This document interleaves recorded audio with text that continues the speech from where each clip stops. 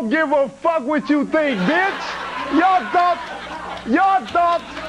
thoughts ain't my thoughts. Bitch, I'm flowing straight from the survival scroll. Cut that bitch off. Next caller. All right.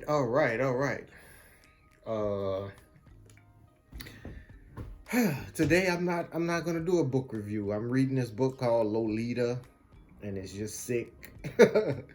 I don't know if I'm gonna do a book review or not. Every time I start talking, I start coughing. I don't cough at all till I start talking on here. But this year, 2020, we got 2 more days. This year, I'm gonna just start telling stories. I've done my genealogy. I have, all my family to like my 5th great grandfather. And this video is for my son, by the way. It's not for y'all, so bye.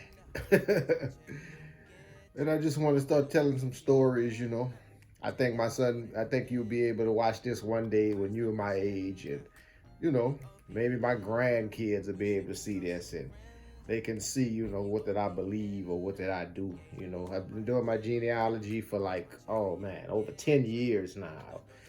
I trace even back to slavery. And it's I look at some of these people when I'm doing it, and I'm like, I just wonder how they felt about events that were going on, during that time. My great grandfather, he died in 1930. He was born in 1870, maybe 1880. Died when he was about 60. And I talked to my great aunt, and she said all she can remember is going to his funeral when she was 4 years old. And I just wonder what he felt or some of the things that happened in his life. And since we have the power to do this now, I say, hey, why do I either sit around and watch football or do nothing? I just come from exercising too, man. Or, share something that could last forever. So I was just thinking, this guy on Twitter had asked, has anybody ever rage quit?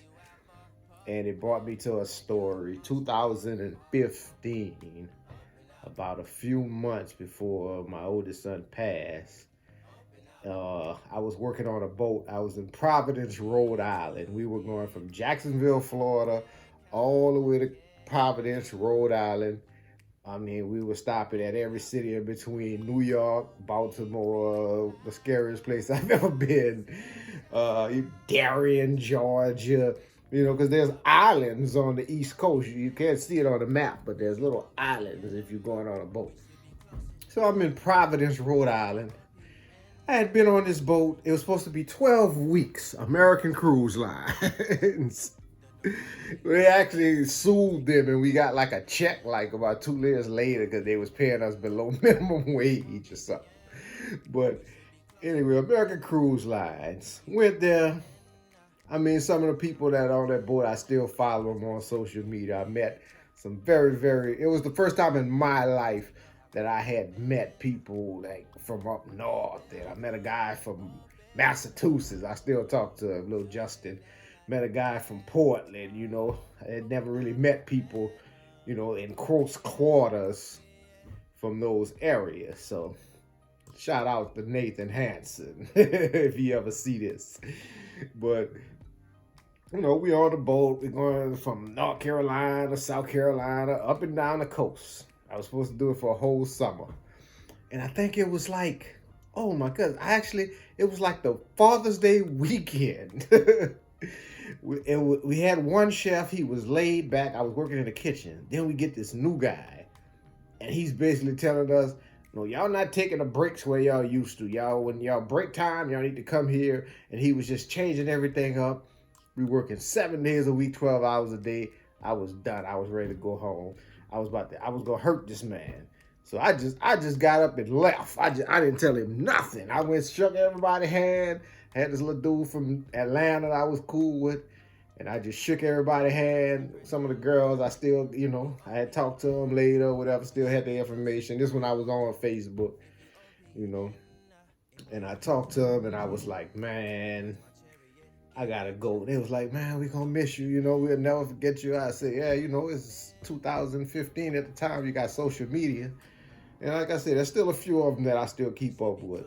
And I left that boat that morning, Providence, Rhode Island. They the ones who actually introduced me to Uber, because I didn't even know about Uber until I started working on that boat. And then we would dock, and then a car would come get these guys. And I'm like, how y'all got Uber? How y'all get this? And they showed me about Uber. You know, I had no idea. This was about the 2015. Before that, I was living in the country in Texas, so I didn't know anything about Uber. But I started, you know, I caught the Uber I caught the Greyhound bus, and I caught the Greyhound all the way from Providence. I got on the bus Saturday morning, and I got to New Orleans like Monday morning. I got on the bus about Saturday afternoon, stopped in New York, rode all the way in Atlanta. I met this little dude from New Orleans I don't know where he was coming from. He said he had been in Chicago or something. He was going to Houston. So, and he had weed. So me and him, we smoked. We got off in Atlanta. We smoking in Atlanta, just walking around downtown Atlanta. Me and this nigga from New Orleans, we smoking. And so then we get back on the bus. I slept good after that. Stopped in New Orleans. I dapped him off. He had like 8 more hours to go to Houston. I was like, God bless you, you know. But it was real fun. I had met this little dude from New York, and he said he was moving. He was from New York City, but he was moving back like to Virginia or something. Said it was cheaper to live. And I mean, all the different stops we blowing, and man, I was young then. Like I say, that Father's Day, my son called me on the phone, and I got home the next morning, and that was a time, man. That just something that happened to me, and just came back to me. And this year, I'll be sharing more stories like that, just stuff that came back to me, you know, for posterity's sake, as they say. So I'm gonna write most of this down too. So that's what I'm doing this year.